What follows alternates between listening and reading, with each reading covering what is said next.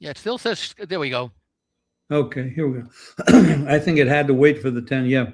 Hey, this is Jim Feist in Las Vegas. Andy Iskoe is joining me today. Greg DePalma will join. He's our producer and co host.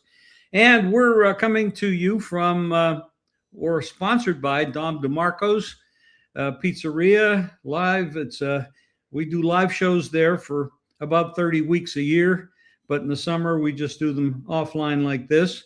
9785 West Charleston. If you like Italian food, pizza, wine, beer, great Italian food across the board, you got to go there, meet the staff. Albert is the owner. It's a wonderful place.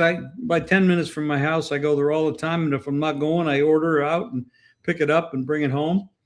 Great spot. Andy. Good morning. Why don't you tell us a little bit about the report that you put out? I don't know how long you put it, how often every year you put it out, but the logical report, I know in football you have it. I don't know, do you have it the rest of the year? Tell me Just a little football. bit about it. Yeah, just football. Actually, 3 different newsletters. I'm probably going to have some samples up there that are more current than the ones that are up on the website, thelogicalapproach.com right now. I sort of shut it down once we get past March Madness, as I sort of do some redesigning, and I'm involved with a lot of other things. But no, I've been doing this newsletter probably 1983 or so, well before where was I? In 1983, I was living in Rhode Island. And so that predates my 5 or 6 years in Little Rock, which preceded my what's now almost exactly 35 years out here in Las Vegas. Basically, half my life now has been out here. Wow. In any event, I've been doing a college and pro football newsletter. I've been doing a newsletter that is devoted exclusively to NFL teasers. And then another one that is sort of like trends and tendencies that is basically, because my whole approach has been that when you take a look that a team is, let's say, 15-5 in a certain situation against the point spread, it's not so much that team is 15-5 against the point spread as it is that the betting markets have underestimated that team in 15 of 20 times of that situation, because the team has overachieved according to what the line said it should do. So it's not so much that the team does it, it's the public, the betting public interpretation of the expectations for that team, whether they're too high or too low in given games. Well, that is true. We are betting against the bookmaker, not against the public. And because it's the bookmaker that pays us off, or we pay him. So that's how it goes. Greg DePalma has joined. I see him there with a football and a flag behind him. I don't know what and a golf ball. Football, excuse me, it's a golf ball. Yeah. Big week this week. I wasn't drinking. Yep. I recognize it is really a golf ball. Nice to actually hear you guys talking about football when I popped in. That was refreshing. Christmas Day 2.0 is about 48 hours away, Thursday, when they release the full schedule. Yeah, that's when we'll start doing some real analysis about over and under win totals and stuff. Yeah. The thing is, we've known who every team is going to play since the day the season ended. What we haven't known, and that's the critical part that Jim refers to, is the sequencing of the games. How many teams have 3 straight road games? How many teams go coast to coast to coast in 3 straight weeks or something, if they're like on a West Coast or an East Coast team, playing at home, going on the road, coming back home, etc. Once we know the sequencing, and the big part here in Vegas, and I guess around the country as well, survivor contests, contestants can really start planning out their strategies once they know what the schedule is. Now, we recently in Las Vegas had a change of ownership. Does Caesar take over Westgate? Is that what happened? Just a sportsbook operation, from what I understand. I don't know when it becomes official. I haven't heard anything since it was announced. I want to say it was April 21st or something like that. So we're talking about probably about 3 weeks ago today that it may have been announced. We don't know any of the details yet, when it's going to be effective, how it's going to be run. I understand they're going to have some kiosks in there that'll probably have Caesar's lines. I don't know what's happening to the folks who are currently at the Westgate. Now, the initial press release did indicate that the Westgate does expect to continue holding its super contest, but I'm guessing that's also subject to change. And I imagine that unless, again, I don't know all the details, because, again, the Westgate does have an app, but they don't have kiosks, so you can't bet other than on your mobile app if you're not in the book itself. I'm not quite sure if it means that Caesars is going to control all aspects of it or just certain aspects of it, and the lines are still going to be made by Westgate employees. I'm not sure about that. I don't think that's the case, but we haven't gotten clarity on it. And I know that when we're talking about the football contest, the Circa usually starts taking their entries around Memorial Day weekend, which is coming up in about 2.5 weeks. They should announce their contest plans, what their guarantees are going to be, sometime in the next week or two, I believe. I saw where the owner, Greg Stevens, it's Derek Stevens, yeah. Derek Stevens. Yeah. It looks like he's going to have a big announcement. Does that mean he's going to raise the price? Guarantee. I mean, it's already a huge. Well, I think what he's going to do is he may scale back. Although that's not like him, he usually increases or stays the same. But the guarantee for the last 2 years for the Circa Millions, which is the clone of the Westgate contest where you pick 5 games a week, that has been $6 million, I believe, each of the last 2 years. And I think that they've not attracted at $1,000 entry point, that I don't believe either year that they've attracted the 6,000 entries they needed to fully fund the $6 million guarantee. They've come close, or maybe they exceeded it by 100,000 or fell short by 100,000. So I would not be totally surprised if that is not increased, or I wouldn't be shocked if it's decreased, but I would imagine I wouldn't be surprised if it stays the same, because what we've seen, I believe this is the 7th or the 8th year of the Circa Millions, and the Survivor contest, I believe, started 1 year after the Circa Million. So if this is year 8 of Millions, it's year 7 of Circa, of Survivor. And what we've seen each year is that the number of entries in Survivor has increased. I want to say that maybe the original guarantee may have been like $1.5 million, winner take all. Last year, it was over $18 million. There are over 18,000 entries. And I wouldn't be surprised if the guarantee this year is somewhere in the vicinity of $20 to $25 million, that they're going to expect 20,000 to 25,000 entries, because that has become an extremely popular contest. Well, that's life-changing money. Oh yeah, that's the one that has those, that NFL season's 18 weeks. The Survivor contest is 20 weeks because they've split Thanksgiving weekend into 2 separate contest weeks and the Christmas holiday into 2 separate weeks. So that's 20 contest weeks. And if I recall correctly, I don't believe we have ever had, and I think they've been doing more than the regular season number of weeks for 4 or 5 seasons now. I don't believe they have ever had a season where there was only one winner of the contest, meaning you had to go perfect throughout all weeks of the contest, which is very exciting. As you what do they do at the end? Chop it up between a bunch of people? They just make a deal? Yeah, I think last year, I think the prize was 18 million something. I think they each got I think there were, I don't know, was it 10 or 11 maybe that split it up, that got like 1.6 million or something like that. So it receives a lot of national attention. I believe they even have podcasts every week that break down the field. That's a big thing with their affiliation with VEASAN, that they talk a lot about that. That's become the contest that everyone looks forward to each week during the season. Well, with Caesars taking over the Westgate, it's going to become a battle between the Circa and Caesars, because they're the 2 big dogs on the block. Yeah. So I would say, and Derek is pretty aggressive and a smart guy, really successful guy. Yeah. He'll probably jump up the 6 million up to 10 million, and maybe he'll do something aggressive, because he's a pretty aggressive guy. If I remember correctly, I think this was even before Circa opened, because Derek's been to Vegas a lot.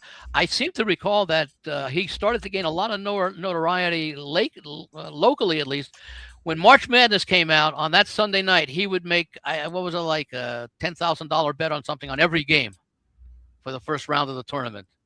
Oh, wow. And I think that started before the Circa opened, but after the Circa, the plans for Circa had already been announced. I think that's a little more than Greg and I bet on all those games.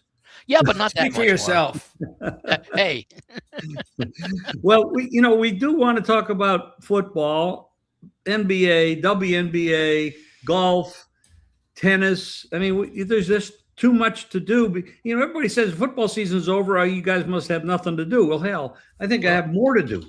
It's just I'm busier every day than I am in the fall. Greg, what do you got on your mind today? Well, I'm already, I never used to have these interviews with my college football or NFL analyst until training camp, July, August. But this year, for the first time, I decided, obviously doing more football, the earlier the better. And so I started to contact these guys, and I said, hey, I want to get your feeling after the draft, before, just before OTAs, and even a month or two out for training camp. Same thing in college ball. Right after spring practice, there's a lot going on. And I tell you what, I wish I had done this earlier in my life, because I learned so much so soon, so early in the summer, that is it even summer yet? That It's 104 here, Greg. I guess we set a daily record yesterday. Yeah. So and nothing really changes except for injuries. So I've already looked at a few teams and had these conversations with some of these guys, and I've looked at the win totals, and I looked at the futures, and looked at the schedules, and looked at. Are you talking college and pro, or just both? Pro right now? Yeah. Oh, both. Okay. Yeah. Matter of fact, in college, just the last couple of days, really, I think the one team that looks like a really good bet is the Miami Hurricanes. I mean, their win total is 10.5. Where's Oregon? Oregon is also, I think, at 10.5, but I don't like Oregon right now. They're actually, I'm doing like this buy sell format for all the teams that I talk to, and which way would I go? Would I buy it now? Would I put money on them or not? And Oregon is actually one of the teams that I wouldn't put money on now, just because they have I think they're the ones that from what I recall, they have a big. I think they're at minus 180. It's either Oregon or Georgia has a minus 180 on 10.5. One of them's got 9.5. But the problem is the schedule for both of those teams, Georgia and Oregon. I think it's Georgia. I think Georgia has a minus 180 on it. It's like, I'm not putting 180 on a team that has two. Look at their schedule. They got two very tough teams they got to face, which means they got to run the table on the rest. Oregon, meanwhile, they've got a really tough couple of games that they have to play. And so Miami, they played Notre Dame this year, and that's going to be a monster game. But when you look at Miami's schedule, there's like nobody on the schedule with the talent Miami is going to have this year, that unless they just decide to have, like one of those like off weeks that Miami does tend to have, chances are there's just no way that they're going to lose another game. And so looking at their win total, what's their win total, Miami? 10.5. Where do they play Notre Dame? They play them at Notre Dame, because that was a home and home. Yeah, so they will not be able to afford another loss after they lose to Notre Dame. And that's why and you know why I haven't seen the line on Notre Dame yet, but Miami's the team that kept Notre Dame out of the playoffs last year. Well, yeah, I would actually. What was that, Jim? Are there lines up already, Andy? I think I've not really looked closely for them, but I do believe that there are some lines up somewhere, probably on some of the offshore plays, the DraftKings, for like week 1 of college football. Okay.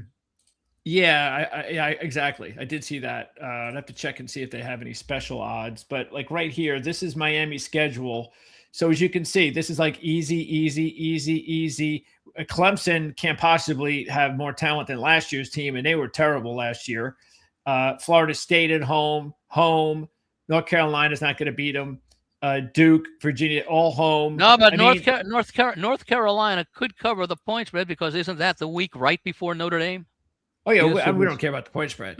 We're talking about the win totals. We do. I care about the point spread. Well, not in May.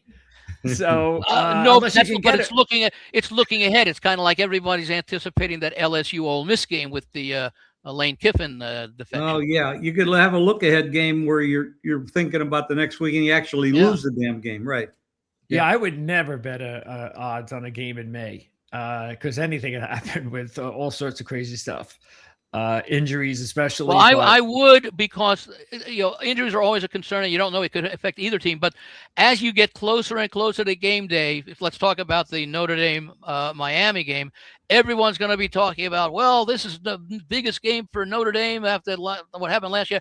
That the line the week or two before that game will start going up from where you can get it in May.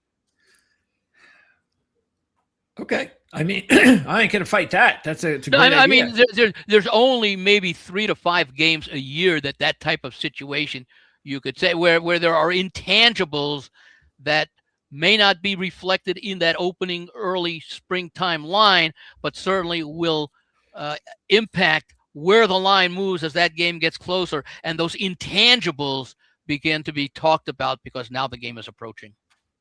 Isn't there somebody that puts up games or lines on the big games for the year? The big marquee games. I mean, not every game or not everything on the schedule, but just the marquee games. Isn't there I somebody know puts Westgate does it for many, many years. I think Circa has done it. I think Golden Nugget has done it. South Point, I believe, the major ones here. I don't know about some of the other ones here in town, but those usually come up in July. I'd like Now, to more I'd and more like places, and I think the offshore places, they don't, they'll put it up whenever they can. I mean, I think the offshore places had NFL win totals probably out by the end of January, even though nobody knew the outline of the schedule, but they knew who everybody was playing. And the more money they get in, the longer they hold it. And when you put up an 8.5 on a team on February 3rd, your guess is as good as the public, but you've got the minus 110 or minus 120 working for you. Right. Well, right. speaking of Notre Dame, that's another team that I definitely like.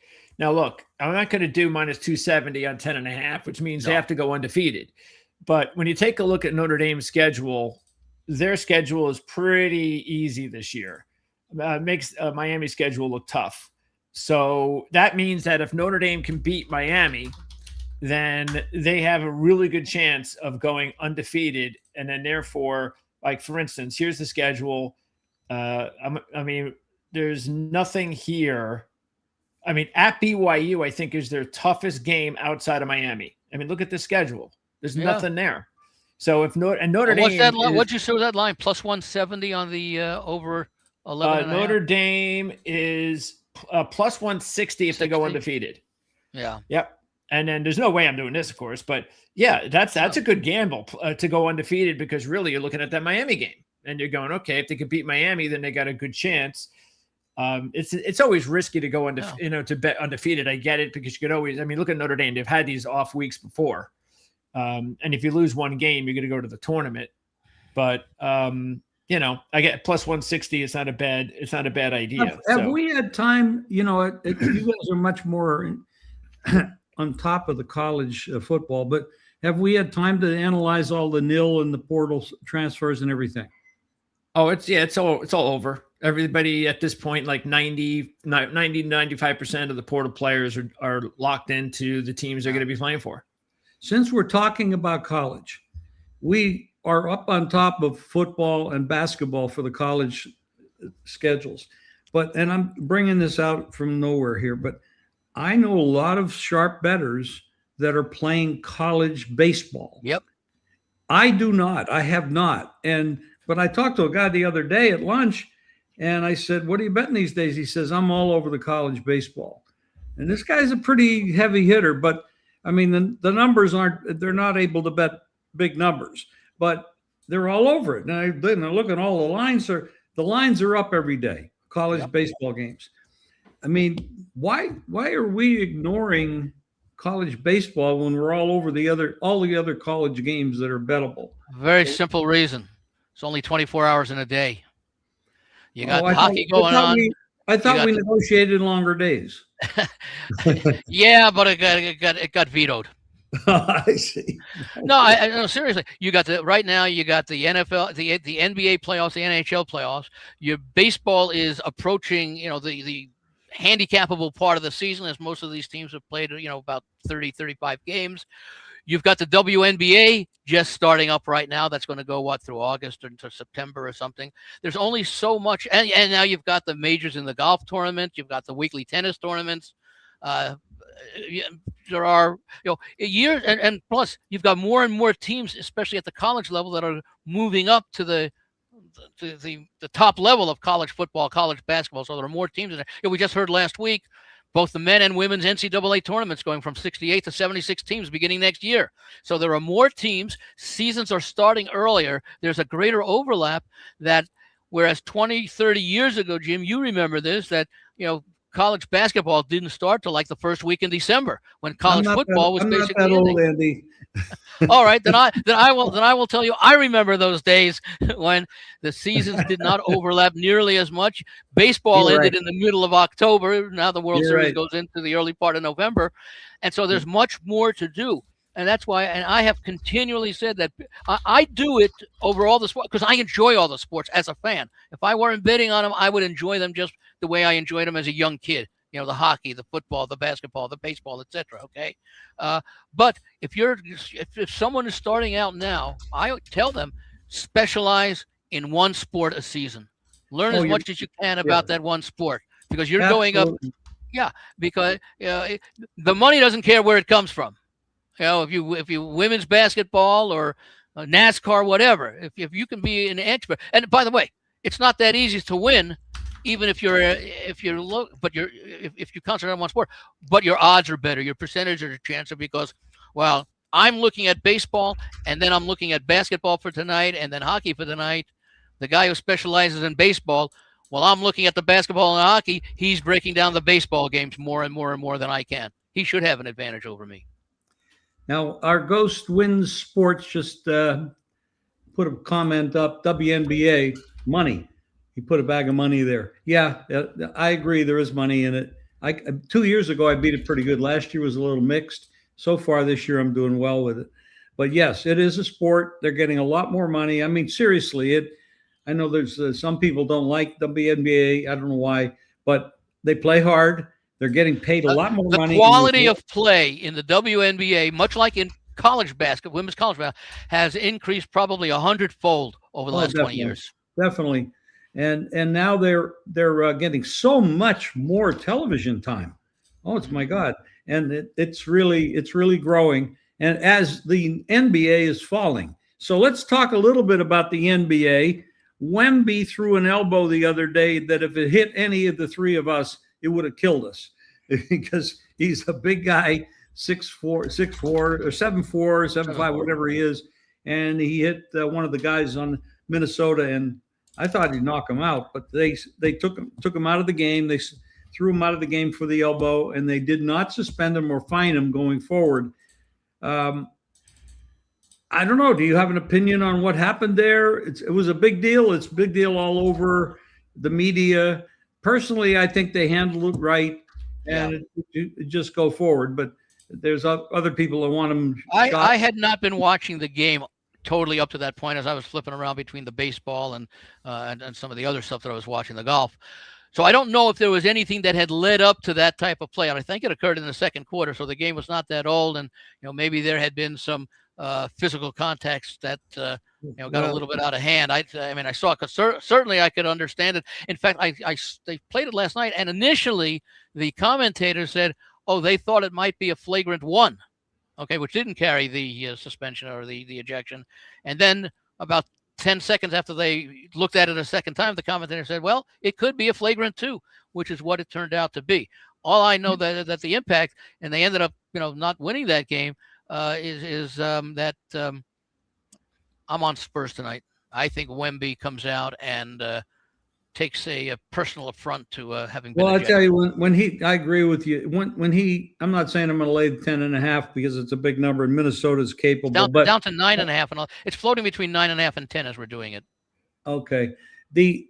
When I saw him play that second game, I said, "Oh my God, I can't believe this guy's that good." 39 points. I mean, just he is big. He's athletic. But he does get roughed up. I mean, he is only a kid. He's 22 years old. Yeah. He's tall. He's lean. The guys that he's playing against, these are NBA players. They're all big. I mean, none of them are. They're big. They're physical. Then they weigh a lot more than he does, and they do rough him up quite a bit. And I think the whistle doesn't protect him quite well. So I think he gets pretty frustrated. The elbow was aggressive. I think it was intentional, and I think they were right to throw him out. If it was a lesser player, they probably would have suspended him for another game. Yeah. But the one thing about the NBA, and I know Greg doesn't like the NBA or the WNBA, and he has his reasons for that. But The NBA is a mess. I'm sorry. They're the most inconsistent sport that looked to handicap. I don't know. Last night we had Donovan Mitchell. He scores 39 points in the second half. Oh my God. I said, I mean, that tied the record, by the way. And then he missed a foul shot that would have given him 40, which would have set the record. But they're so inconsistent, these teams. I mean, the Knicks are I mean, they're now waiting for the Cavs or Detroit, which might hurt them because they have to sit around a lot. But they've just been eating everybody alive. Not that they played this toughest schedule, but I mean, their point differential is amazing. I think it's a good watch. They're not consistent. WNBA just started a week ago, so I'm not going to get too off on that. But I do have Greg likes to give out free plays. I like the Lynx tonight plus points, and you just gave out the Spurs minus the points, so that's 2 freebies. You like the Lynx? Lynx plus, okay. Yeah, I do. Yeah, not your links, not the LINKS links that Greg likes. The LYNX links. That plays. You mean the LYNKS? LY, yeah, LYNX. LYNX. Where are they from? LYNX, yeah, Minnesota Lynx. Yeah, Minnesota. Okay, that's in the WNBA. That's because the Minnesota Lakes has already been taken years ago by the Lakers. Okay, I didn't know that. Okay, so that's your play in the basketball in that sport, the WNBA. Yeah, Andy, what do you got going tonight that you want to talk about? Well, I like the Spurs. I like them too. You know, again, I don't. Well, obviously Minnesota's a good team, and I think the series goes 7 games. But we talk about Wemby. We talked, I think, before the playoffs about maybe the lack of experience that San Antonio had compared to like an OKC who won the title last year, like Minnesota or Denver. Denver won a recent title. Minnesota's been a playoff caliber team the last 3, 4, 5 years.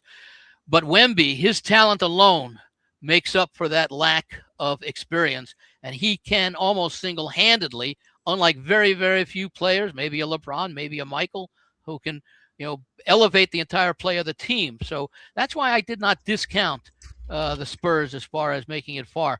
Minnesota has got the ideal kind of team. You got a Gobert, you got an Edwards, you got Randall. They 3 quality players who can take up for one another if the other is not having a good game. So I think that Spurs win and cover tonight. I'm likely to be on Minnesota to money line win Game 6 back home.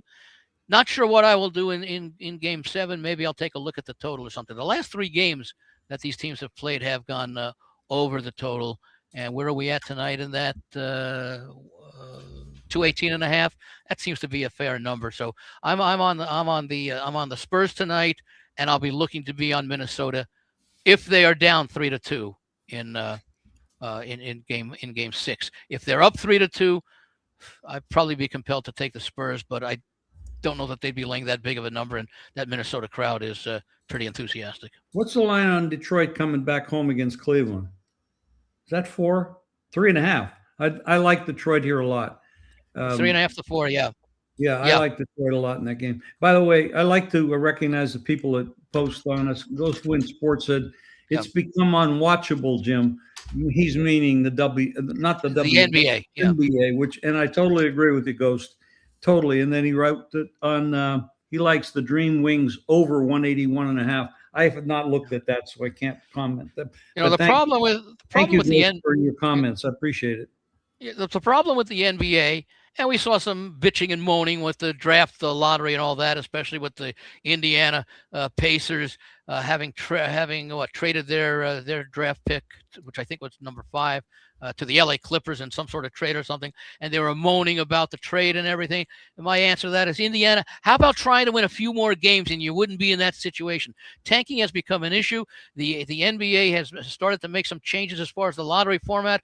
I don't think those changes have gone far enough. Number one, I don't think you should eliminate the teams that made the playoffs from getting a chance at the number one pick. Maybe you have a 1% chance, but you should not be penalized for excellence. Okay, you want to be penalized by having by making it more difficult. That's fine, but they should not have a 0% probability of getting a top draft choice because they happen to have the best record in the league or defending champions or whatever the case may be that they want to use. And I think as far as they go, they should also say that okay, the team with the worst record should, of the 14 teams that got in the lottery, they should have the lowest percentage, not the highest percentage. Don't reward failure at the expense of other teams, especially, let's say, a team that just misses the playoffs, despite the fact, let's say, they had a winning record, but it just wasn't good enough. That team gets penalized under the current lottery system. Well, I think that this lottery thing, to tell you the truth, I think is just, I don't think it's good. I don't think it's good for the NBA. I don't think it's good for the NHL. I think they should do some sort of I think baseball, I think, does it the best, where if you end up with the first pick in the draft, next year you can't get the first pick in the draft. That precludes you from tanking too much. And it also puts you in a position where, hey, you know what? If we really are bad because we're bad, we deserve at some point to get the first pick in the draft. I mean, but that does not happen. Sometimes you get these teams that are trying to win. They just can't. So they say, okay, we'll trade off some pieces. We're not going to win this year. They end up with the worst record in the league, but they don't get the first pick when they're how about they get a better scouting department and stop blaming it on the failure of the players, as opposed to give some responsibility or some concern to the players, the people who are in charge of putting that team together. By the way, I do believe the NBA, as part of their new lottery rules, do say no team can get more than back-to-back number one picks. By the way, other than just but why have a lottery? When we talk about number one pick, what about the other, that second, third, fourth, fifth, and sometimes are still good? I wouldn't mind getting the second or third or fourth pick. Yeah, it's a lot of times they end up better, but how does that work out? If you can't get the first, can you get the second and the third? Yeah. They I think the way the lottery went, you had the 14 teams that did not make the playoffs. I think that included the two play-in losers. That they gave I think the team with the worst record, Washington, who got the pick, had like a 14% chance, that the next lowest team had like a 12.5% chance or something like that, that it went all the way down to the, I think the 14th team. So they weighted somewhat. Now I don't know how many teams don't spend as much as they should. If they're going to have a salary cap, they have to have a salary floor. Interesting. Yeah. Because remember, all these teams now, even the Kansas City Royals or the Sacramento Kings, they get hundreds of millions of dollars from the TV contracts. There's no excuse for not spending a certain amount of money on assets. So of your bankroll, you should be forced to spend a certain percentage of it. Is that either that or a certain percentage of of the amount you get from national TV, the Fox and the ESPNs or whatever, or just a certain dollar amount. In baseball they don't have a salary cap, but they have a luxury tax where if you go up above a certain amount, so the Dodgers can spend any amount they want. They just have to pay a little penalty to if they exceed a certain number. But there is that hurts. A salary floor. That really hurts baseball because there's other teams they're always playing for second place with this. Yeah, it's terrible. The Dodgers look like they're going to win everything every year. Well, that's why there needs to be some sort of. I've always supported the players, that the players should be able to make as much money as they want, but it's always been a situation where. And the baseball owners have been arguing, as the other sports have, and have been successful in their arguments. They've always argued, well, there has to be a salary cap. Well, if there's a salary cap, the players may not like it, but maybe it'll be a little bit less if you also have a salary floor where you have to. In other words, let's say the salary cap is $300 million. Okay, you have to spend at least $200 million on your players. Okay. Great. So, what is your pick? Again, you guys are making. Andy, you have a pick in the NBA tonight? I've got the Spurs minus the 9.5, and then the play for Game 6 will be the team that lost tonight. So you don't really, you don't have a pick for that yet. So. Well, I do. It's a conditional pick. It's in other words, you don't even have a line for the game. No, well, I'm about to give you that. There's a line for the game, which you don't even know who. No, I'm about to give you the condition. If Minnesota loses tonight, I don't care what the line is in Game 6. You don't care what the line is, okay? No, because they're not going to be favored, and if they are, it'll be by no more than 1.5 or 2 back home. You want me to write in if he's basically saying if the Minnesota loses, they're going to bounce back in the next game and win. Right. But if San Antonio loses to Minnesota, San Antonio can lay, in my opinion, up to 5. As opposed to the 9.5 tonight, because they'll be facing elimination in game in Game 6. I'll do the honor system. You can tell me how you did. And then as far as Jim, what do you have? Detroit 3.5 over Cleveland, right? Tonight I have the Lynx. And Detroit. Pardon me? And Detroit over Cleveland tomorrow. Yes. Yeah, tomorrow night. Detroit minus the 3.5 over Cleveland. I'm on that one as well, Greg. I have not been overly impressed with anything about Detroit or Cleveland, but I've been less impressed with Cleveland. Totally mismanaged the way they use their players down low. Yep. They have an advantage low and they don't use them. They don't set up the plays. It's all about, and Harden, I mean, God bless him. He's 36 years old. He used to lead the league in scoring. He's not that guy anymore, but he still can do a lot of damage. But he, in the first couple of games, all he did was turn the ball over. It was horrible. It was horrible to watch. It was sad to watch. But then he turned it on in Game 3, and he played pretty damn well in Game 4, at least in the beginning. He had 16 points in the first quarter. Then of course, Donovan Mitchell in the second half with 39. I couldn't believe what I was watching.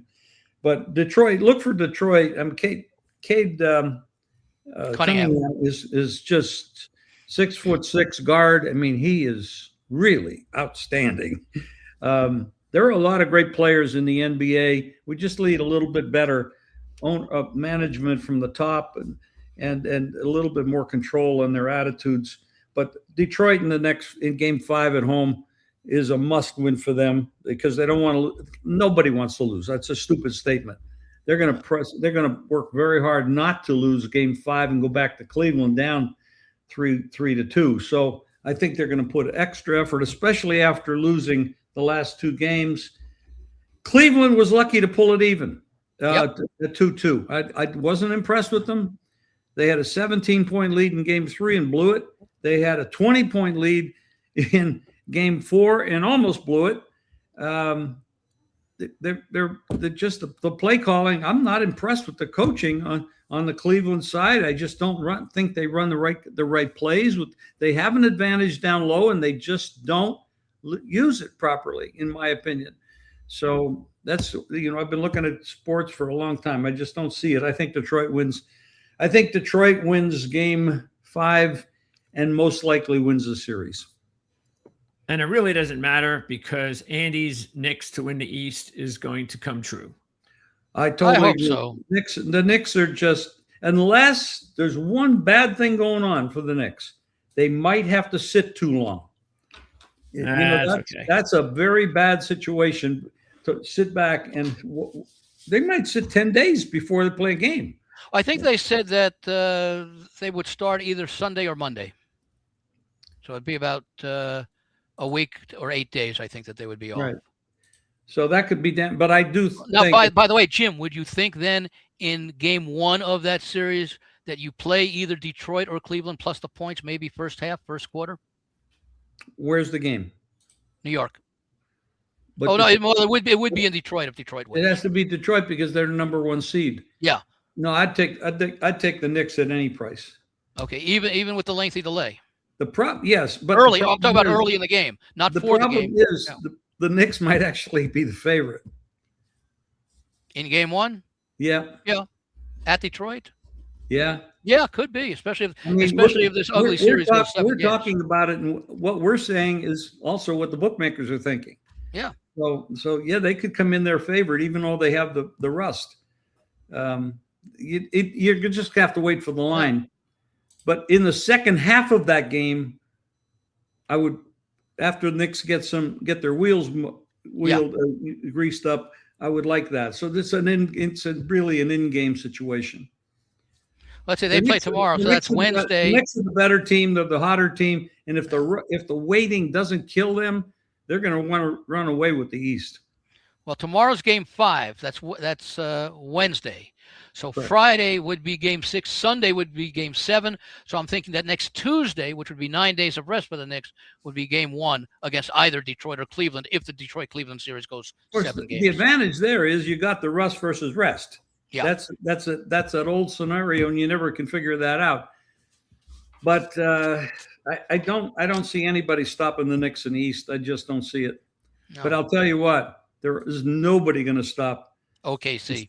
The Spurs or OKC in the championship game. No games series. That those two teams are just too damn tough. Do you guys have anything going on in baseball? Today I have Tampa Bay. I like Tampa Bay, and that's the only baseball game I have. Tampa Bay against Toronto. And I've not. Okay. Tampa Bay at Toronto. Yes, McClanahan against Corbin.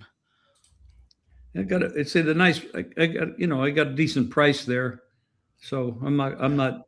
I think McClanahan's a superior pitcher, and the Rays are pretty damn good right now. But it's just a tough card. Usually I can have 3 or 4 plays, but some days I only have 1. And what's the line? Minus 115? No, I think it's minus 111. I'm showing minus 111, minus 112. I'm looking 105, 105.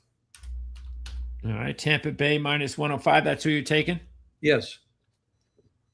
Patrick Corbin, a good old Washington Nationals favorite of ours. If you're a Nationals fan, he helped us win. Greg, you haven't told us who you like. In anything. Well, I've got golf this week. I haven't heard a pick from you. I got golf also with you, Greg. Yeah, there you go. So did the golf show yesterday, and you got, of course, the usual favorites, but Scotty Scheffler is the defending champ of the event, but he's just not on top of his game right now, which is kind of funny considering that he's finished second in his last 3 events. But I think that shows he's not on top of his game. Statistically speaking, he's not. You look he's at he's gotten off to a lot of poor starts this year too in his opening rounds. Yeah, and that puts him behind, which means if you like him, you might want to just wait until after the first round. Maybe you get a better line. And then Rory winning back-to-back, that's just so hard to do, and he hasn't really performed all that well in PGA championships in a long time. So I think there's some opportunities. I mean, Cameron Young and Matthew Fitzpatrick, those are the 2 guys that are just so hot right now. And you're getting good odds. You're getting like 12-1 with Cam Young, and you're getting almost right around 20-1 with Matthew Fitzpatrick. Yeah. Which is a pretty good value for one of the players playing as good as he's playing. So there's some decent value out there because there are some players that, again, the Rorys and the Scotties, you can see the rewards. And then you could also see a lot of other players that are considered top 20, top 30 players are just not on top of their game. So I think you got to pick out like those 5 or 6 who are. Matter of fact, I got Ricky Fowler on Sunday at 100-1. And then by Monday, he was down to 60-1. I don't know what he was doing at 100-1. Because he hadn't been doing much, and then he nearly won the other day. Well, he's actually had now, I think, his 3rd straight top 10. And he's, he had not put himself in position to win like he did, even though he kind of faltered at the end. His putter let him down. Tell a couple of guys that I like. I also played Cameron Young. A couple of other guys I like. Xander Schauffele has been playing extremely well over the last month and a half with where he's finished in these tournaments, and he's a quality player. What's the other one? Andy, what's the price on him? Schauffele, I don't have it in front of Greg. Have you got Schauffele? Is he somewhere like around 15-20-1? Yeah, he's about 18-1. Yeah. The other one who always seems to play well, and he's Russell Henley. Oh, yes, he's playing really well. Yes. Yeah. Yes. And another guy who played well in the. By the way, it is worth mentioning, even though some casual bettors may not know it. Unlike most tournaments, they don't play the PGA on the same course every year like they do the Masters. There's usually a rotation for the U.S. Open, the British Open, and the PGA. The PGA tends to have more courses in its rotation, maybe 8 or 10 versus 4 to 6 for the other majors. So that's another thing to keep in mind. That Scheffler's defending, but he defended it on a different course. By the way, he won it on a different course last year. The one that's been disappointing to me, Greg, has been Oberg this year. Yeah, Ludwig is not. He's not lived up to expectations. Well, I mean, he's got a string of top 10s, but the problem with him, this goes back about a year. He's having a hard time closing. Yeah, it's been his 4th round. Lots of top 10s, lots of putting himself in position, but he can't close. Yeah, and he will at some point. And when he does, he's probably going to go off on a tough run. I mean, a good tough run, but he's got to close. And it's remember all the times that Phil Mickelson was the best player never to win a major, and he won the Masters, and he went on to win, 4 or 5 more majors? Yep, that's what it takes. So you got to get over the hump. And I think the other 2 players that I've already bet future money on all of the majors this year are Justin Rose and Adam Scott, because they both have 1 major, and they're both dying for a second major. Yeah. And Rose has been playing great in majors. And then Adam Scott has really been playing excellent golf this year statistically. He just has to put it all together. And you're getting big numbers. So those are guys that I think are worth it. And even Colin Morikawa, who's off to a great start this year besides the injury, is a really good value. I mean, nobody's a better value in this entire tournament than Colin Morikawa. How's his back? Well, that's the thing, is that, nobody knows but Colin, and he's going to play. And he's been saying that, sure, he may not be 100%, but he just, he can go out there and he could still, matter of fact, he was 7. He had 2 top 10s at the Masters and the RBC. And then he had 1 bad event at the Cadillac, took the week off, and now he's back. Well, so he drives the ball straight, and he is a great iron player. It depends on what the course requires. What is it? Well, the course requires lots of long iron play. You have to be really good at long iron play. Well, that would be him. He can do that. Yeah, so that's it's a lot of bunkers on this golf course. Where's Morikawa all over the place? What are his odds? Morikawa is about 45 to 50 to 1. Oh, there he is. 39 to 1. Yeah, the DraftKings is always off by 5 or 10. What's the number? Next number is what? Top 10? Top 25? Yeah, top 10 and top 5. 5 or 10 or 25? My suggestion to people is it's very hard to pick a winner. Take a couple long shots, but get in the top 5 and top 10. That's what's Scheffler's numbers on the other one? The top 5 and top 10. Hang on. Top 5 is minus 22 and minus 235. Andy, you and I both know when everybody starts talking about one thing, it usually is a good chance to go the other way. Yeah. Scheffler has not been starting off well. Yep. He took a week off, right? Last week. How about if you bet him on first round to be the first round leader? I was thinking the same thing. Right. Well, keep this in mind. 19 of the last 20 PGA Championship winners did not have the week off before the PGA Championship. Did not. Okay. Yeah. But their name wasn't Scotty Scheffler. Well.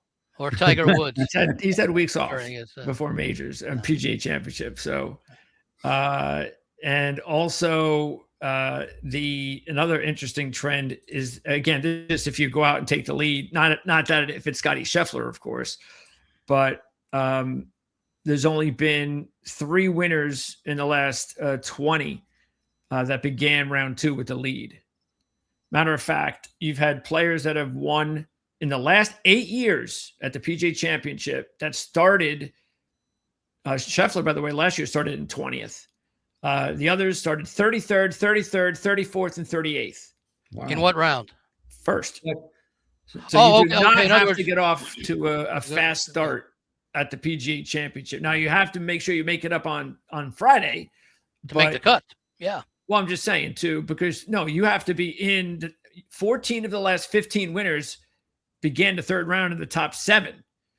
So you have to, so you can get off to a top 40 start, but just make sure by that second day, you better be in the top 10. The So top Well, keep seven. in mind, part of the reason. Your Part of the Friday reason- round has to be sensational. Keep in mind that if you start early in the early section on Thursday, you start late on Friday and vice versa. So you've got different course conditions in the morning with the dew and whatever might be on it versus the conditions you face when you tee off, let's say around noontime, and the course has already taken its divots and everything. So, that's part, I think, of the explanation, but it doesn't necessarily mean that if you play well on Thursday, you can't play well on Friday or vice versa. Listen, guys, I got to run. This is the Dom DeMarco Show, 9785 West Charleston. We will be live in the studio at Dom DeMarco's restaurant at the end of August. Andy, I want to thank you for being here today. Greg, of course, you're here every week with me.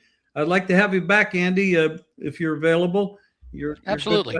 I'd love to have you on. You're a great co-host and friend, and we love having you on. And Greg, thank you very much. You always do a fantastic job producing this show and with all of the shows that you do on your own. Thank you. You're welcome. I'll see you guys on Friday, 1 o'clock. And Playbook by the ATS podcast. way,